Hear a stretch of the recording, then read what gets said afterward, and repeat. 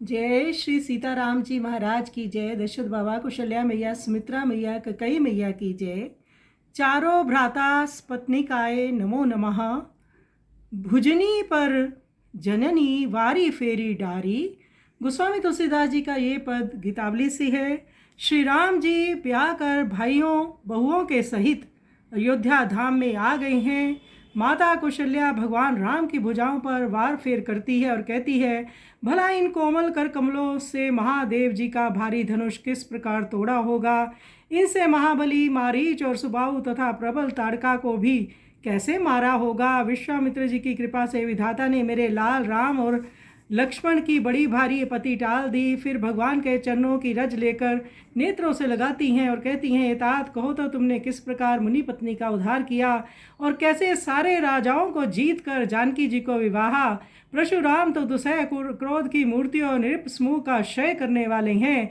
उन्होंने हृदय में हार कर किस प्रकार तुम्हें शारंग धनुष सौंप दिया और कैसे तुम्हारी बहुत कुछ अनुनय विनय की। तुलसीदास जी कहते हैं, इस प्रकार प्रेम में मगन होकर माता कौशल्या आरती उतारती है और आनंद से उमग उमग कर बधुओं के सहित चारों पुत्रों को देखती हैं और गर्व महसूस करती हैं कि श्री राम ने इतने सुंदर कार्य किए और आज ब्याह कर घर आ गए हैं। तो आइए सुंदर पद का हम श्रवण करें।